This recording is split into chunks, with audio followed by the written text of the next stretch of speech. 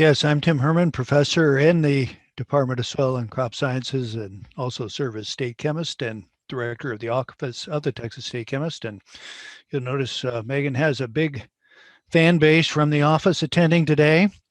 Megan joined the office of the Texas State Chemist in June of 2016, where her principal responsibility was measuring fumonisin using ultra high performance liquid chromatography with tandem mass spectrometry, and did an outstanding job with that. She currently serves as our senior manager of quality assurance for our laboratory, making sure that we conform to all the various ISO standards to which we are accredited. Megan earned her Bachelor's of Science in Food Science from Texas A&M, Master's in Food Chemistry from the University of Minnesota, did graduate work at K-State, completed her graduate certificate in regulatory science, which is also offered through the Department of Soil and Crop Sciences in 2019, and will be completing her Ph.D. later this year. Megan. All right. Thank you, Dr. Herrman, for that introduction. I appreciate that. All right, let me start sharing my screen here. Make sure I pick the right one here.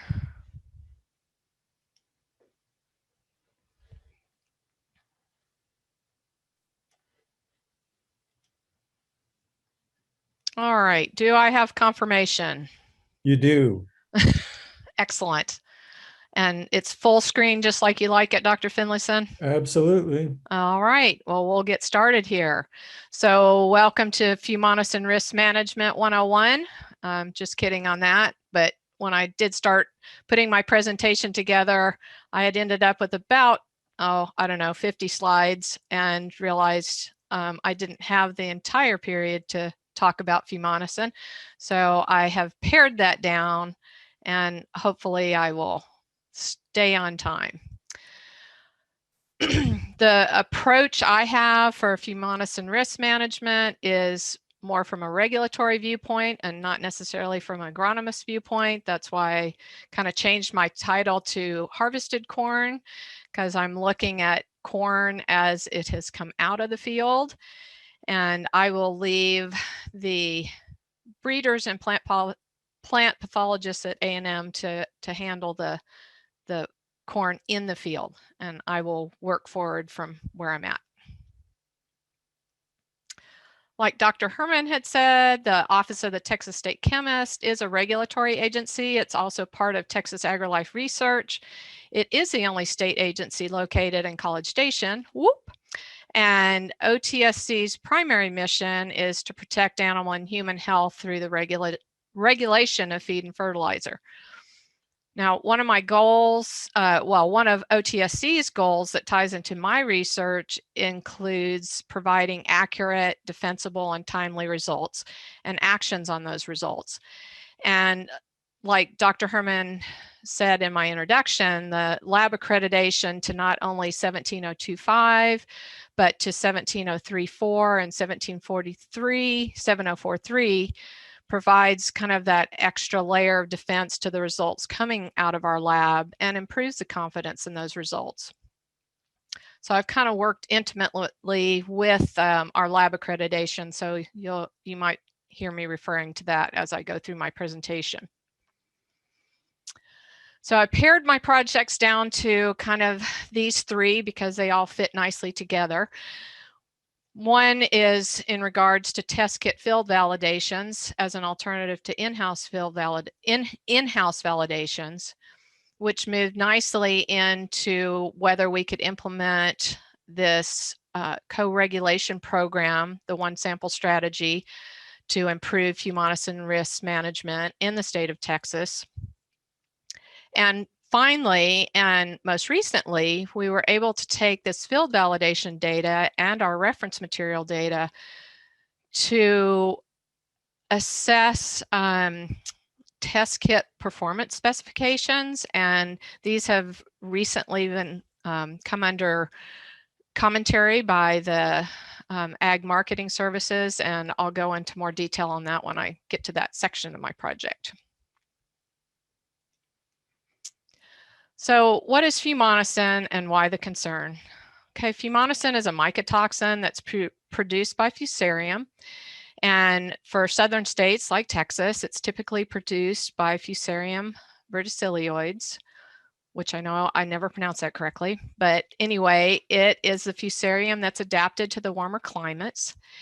And the management of this is difficult because contamination can vary from kernel to kernel. So it's very important to manage sample size and sampling technique so that an accurate measurement can be done. It is a challenge to the system. And some of you may not realize, but if you go to our website, we have these kind of interactive maps, the Texas mycotoxin crop maps by county, and these are populated kind of in real time. And so you're seeing examples here of the 2020 crop year and the previous 2017 crop year. Now, the state chemist is able to regulate grain containing mycotoxins based on the Commercial Feed Control Act, and I'm not going to go into a lot of details on that, especially with Dr. Herrman on the line, who is by far the expert when it comes to this Commercial Feed Control Act. But the thing that I wanted to point out is fumonisin does cause issues in rabbits and pigs and horses, and it's linked to esophageal cancer and neural tube defects in humans. So there is a reason that it is considered an adulterant in feeds. Now, FDA lays out some guidance levels for animal feeds, and that's shown here in this chart. And the main takeaway on this is you'll notice for equids and rabbits, feed should contain no more than 5 parts per million, and up to, if you look at the poultry, up to 100 parts per million. So we have quite a range related to those guidance levels, and this is going to be important. This range, this 5 part per million to 100 part per million, you'll see is important when we start looking at our test kits. Now, for human foods, the guidance levels are tighter, under 4 parts per million, depending on the type of commodity. So how do we measure fumonisin? Like Dr. Herrman, he always hits upon the points that I'm going to hit upon in my talk and my introduction, but it is measured by liquid chromatography mass spec. And these are the beautiful little chromatograms that come out. So we do measure FB1, FB2, and FB3. These are just different parts of the fumonisin toxins that make up total fumonisin. And it's a fairly quick method. You take 50 grams of ground corn with 250 mils of 70-30 methanol water, shake it for an hour, you filter it, and then it's basically a dilute and shoot. Now, one thing that we do is we use an internal standard. Now, the use of this stable isotope allows better accuracy and precision of our quantitation, and also helps us manage matrix interference. So the chromatogram that you're looking at in the previous 3 are from our control materials, the reference material that we produce in-house. And this is from naturally contaminated ground corn. And we get lovely chromatograms from this material. For our test kits, the Federal Grain Inspection Service, or FGIS, formerly GIPSA, have performance verified test kits that are shown here on this list. And the takeaway on this is I just want you to note that the range for these kits that they've been verified is from 5 parts per million to 30 parts per million. And that's going to come into play when we start looking at our field validation. Now, I know I'm giving you a lot of background information here. I've got to kind of lay this foundation because all the projects deal with these particular things I'm laying out, such as our methodology for analysis, the test kit methodology, and finally, the concept of the one sample strategy. One sample strategy has already been successfully applied to aflatoxin and actually to fumonisin, but it is a co-regulation program that was developed by Dr. Herrman, and it's a quality systems approach where we're able to qualify analysts out in the field, and they use our reference material. They use sampling and testing equipment adopted by USDA for official inspection. And corn is ground to a specified particle size. So all of these things eliminate variability in our testing results. And then from that, instead of a firm having to wait for a result coming from our office, they're able to get a result immediately on the corn coming through. And so they test once, and then that result can be used for multiple purposes, such as crop insurance, regulatory oversight, buying and selling.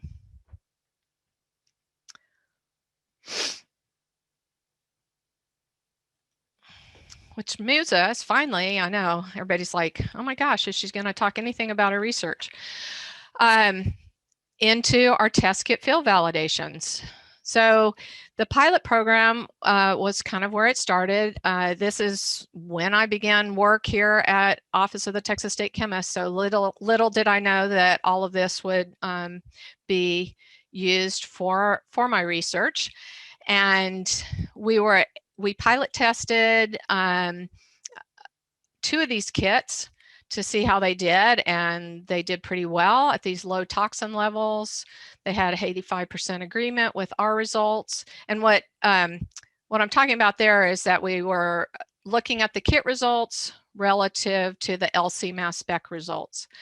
And so that's pretty decent agreement there, 85% and 99%. But that was relative to this very low level of 5 parts per million. What was going to happen if we needed to test at higher levels? And we wanted to, we had that opportunity with the new harvest corn crop that came in. And sorry, lost my place there. The regulatory surveillance samples of the new harvest corn crop. What happened here is that there were some blending plans that had to be proposed because the corn was above 60 parts per million. This is when I was learning that it was relevant when corn was above 60 parts per million, when I was getting those types of results out of the lab, and stop sales were issued. But it gave us the opportunity to validate these test kits above the 30 part per million that was originally set by FGIS. Okay, so you're not looking at the market fluctuations, though maybe we could apply that to market fluctuations. The graphs that you're seeing here are from 2 different companies, and the black line represents the LC mass spec results, and the blue lines represent the kit results. So you can see they're following along, they're tracking pretty well, and at this time, most of the results seem to have kind of a negative bias. They were a little lower than the LC mass spec results. Currently, I think the test kits have changed how they their algorithm works, and now they tend to test higher than our LC mass spec, but more on that later. I digress. But when we did see variability, there was a significant variation among facilities, and of course I've taken the 2 best companies here.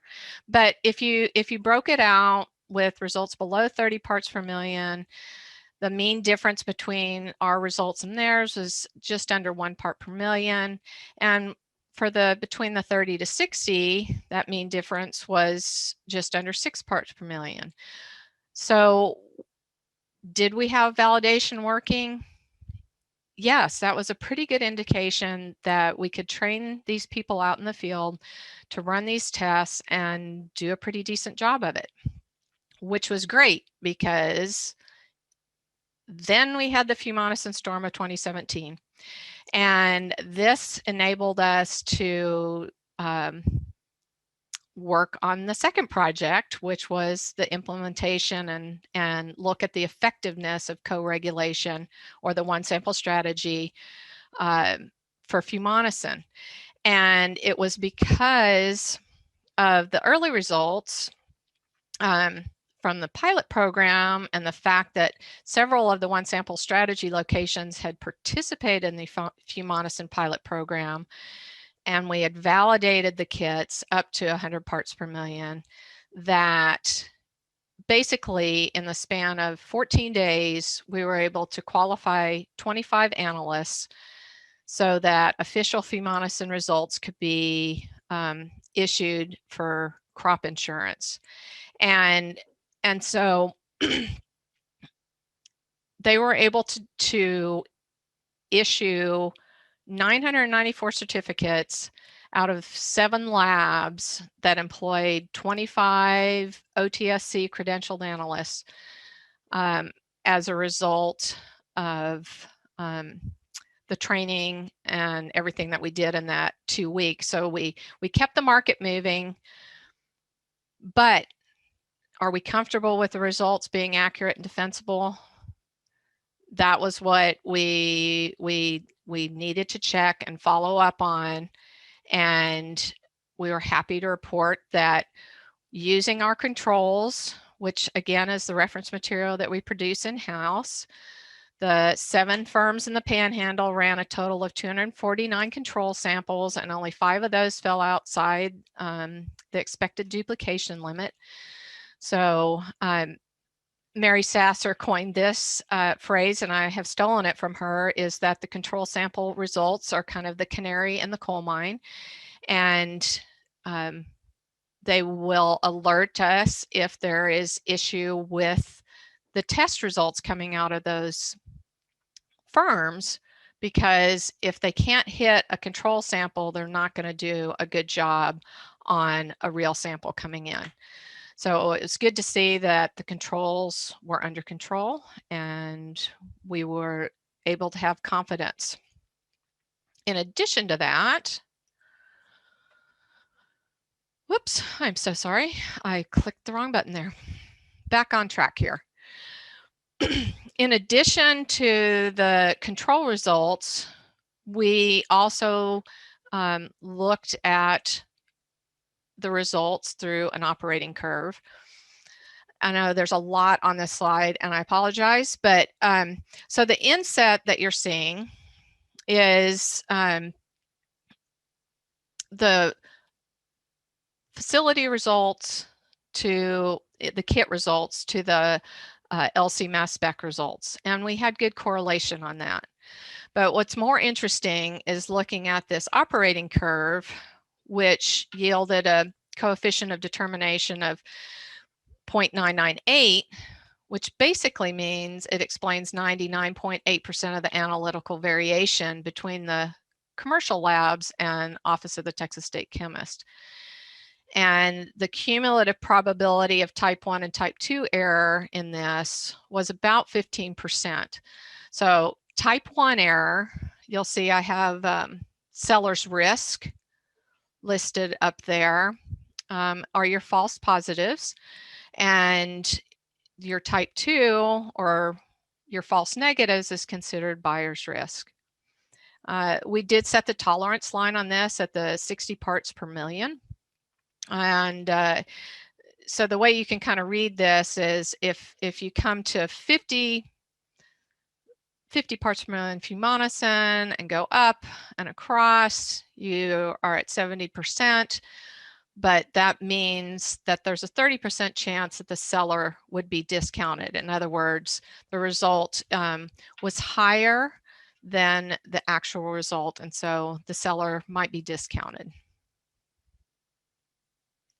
But anyway, this kind of provided two forms of evidence, so the control sample and the operating curve, that documented the official results as accurate and defensible. Which leads us into the final project, which is the application of this field validation data and reference material data that we have to look at test kit performance specifications.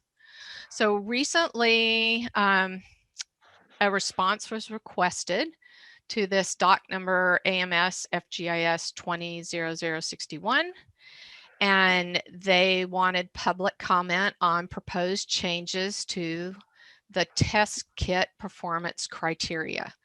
And for Fumonisin in particular, they wanted to change the current minimum range from 30 parts per million to 100 parts per million.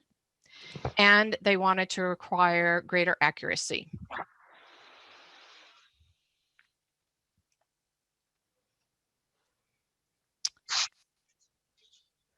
So on this chart, you'll see on the left column our Fumonisin control levels and their assigned value.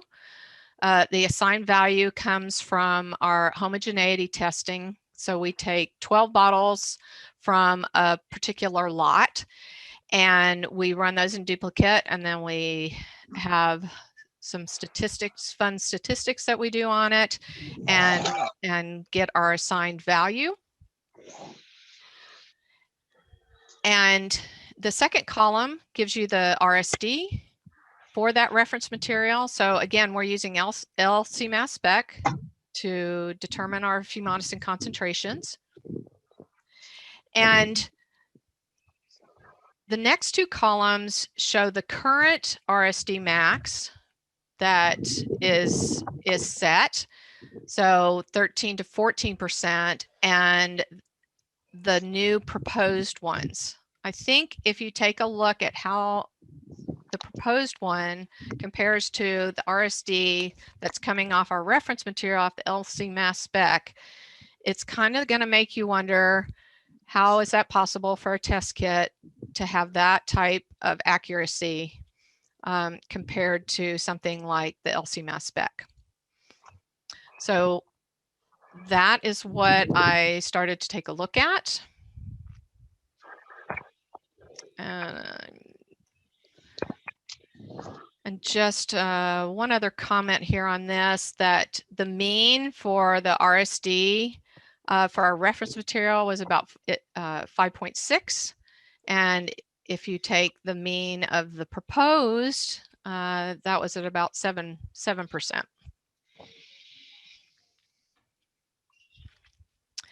So taking the one sample strategy Fumonisin control data from 2016 to 2019, there were 10 concentration levels of reference materials used for working controls. And so we had 732 working control data points. There's two kits represented. One is the Charm-Rosa Wet S5, and the other kit was the Neogen Reveal Q+. The Charm was by far the most prevalent kit used, so that composed 691 of the entries. And then failure probabilities by control level for current and the proposed range were analyzed. So a fail was recorded if the result did not fall within the acceptable range for either the current range or the proposed range. So those are shown here on that table, but it's the following slide that tells the story that with their current range, we only had a 9% failure rate because we had established our own ranges for our materials when the one sample strategy was using them. And but 9% is really good. And if we apply the proposed range, we would have had a 45% failure with the new performance criteria. And I had failed to say this in the earlier slide, but the ranges that they're doing are using the Horowitz-Thomas equation. And this equation kind of is more of an explanatory model that fits some but not all data. And when it comes to these test kits, you know, typically the greater the concentration, the lower percent deviation you should have. But in the case of these test kits, because of dilution effects and such, that's just not what we see. And so as a result to responding to this, we supported that they increase the test kit range up to 100 parts per million, because we knew that that was feasible already. We'd been doing it for the last 2 years. And but as far as the new proposed RSD max, the range is there. We recommended that those be reviewed. So the projects you didn't get to hear about, thank goodness, right? Because I'm sure I talked a million miles an hour here, and I'm sure I missed some major points. But just to continue on with these test kit field validations, another area that I'm looking into is the review of Fumonisin standards. One of the things that's come out of working with these test kit companies is they say our reference material doesn't work like it should, and we're saying that can't be, and we're finding that we're using different standards in-house when we do our analytical analyses, and there's about a 20% variation between those standards. Continue to look at shelf life studies on our reference materials. One of the areas I didn't touch upon was the high moisture corn and how that can be analyzed accurately, because it can't be ground. And so I will continue to evaluate the slurry sample preparation that I had started on that. And finally, the establishment of the proficiency testing program for Fumonisin, which we hope to get off the ground this summer. I would like to thank Dr. Herrman profusely for having faith that you can teach old dogs new tricks. And of course, my committee members, Dr. Smith, Dr. Lacey, and Dr. Bell, the Office of the Texas State Chemist. What an amazing place to do research. And all of the people here, Mary Sasser, Diamond, Cindy, Prabha, the research scientists, Dr. Wei Li, Dr. Kyungmin Lee, and my former student workers, Mina and Daniel. So I welcome any questions. I'm sure there's a lot I missed there. And if you're in the market for needing reference materials for Fumonisin or aflatoxin, I know the place that you can go. Thanks. Good job. Very good. Questions?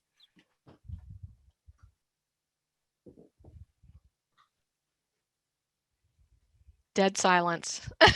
Jump right in there. Come on. It was probably so disjointed. People were like, I don't know where to go on that. Oh, I don't think so. I'll ask a basic question. Y'all can hear me. Yeah, Yes. we can. Can you remind me what percentage of the corn crop on a yearly basis is coming in too high on a Fumonisin test? It varies from year to year. I mean, Sure. that's the thing. We had, you know, there was the Fumonisin storm of 2017 where, and of course at the time I didn't know that it was a big deal that things were over 60 parts per million, but I kept getting nasty looks from the compliance people next door to me, and it's like, why do you keep giving us these types of results? But it does vary year to year. I need to find out those percentages for you. Okay. Based on, I mean, we can pull up those maps. That'd be great. Yeah. The mic, you know, I was searching while you're talking, so if you could direct us to those, that'd be great. yeah. So if you just look up Office of the Texas State Chemist. Oh, there you go. Um, That's and go to risk management. There's like a drop down tab, and that has those interactive maps. And so Okay. you can put those in. I know there's plans, and Dr. Herrman, you can jump in anytime here, that all this data will be available, because there's a lot of stuff going on now with data mining, and we've got a great data set. So, I mean, I could spend like hours just like playing with the data. Thank you. We have time for one more quick question. Okay, Megan, this is Eugene. I want to ask you, I want to ask you several questions, but it's not much. I can just ask one, so I will ask only one. So compared to aflatoxin, actually, apparently the limits you put in there are much greater than the aflatoxin. You can see even after 100 ppm, you can still use them for poultry, feed to the poultry, for poultry feed, used in the poultry feed. Right. So my question for you, at what level you have to destroy the corn? You cannot use that corn anymore. Do we have a number for that? Well, for Fumonisin, I think the jury is still out, but we had blending plans if the corn was above 60 parts per million, where the corn could be blended down and didn't have to be destroyed. Whereas for aflatoxin, once they reach levels above 500 parts per billion, that corn has to be destroyed. But up to that point, then it could be blended down. That's the Okay, great, thank you. alternative. So can you blend it with a high quality corn or just a lower quality corn here? Because if aflatoxin, you cannot blend the bad corn with food grade corn, right? For your Fumonisin, you can blend it to any corn or just low quality one. Well, you would blend feed corn. Okay, thank you. Right.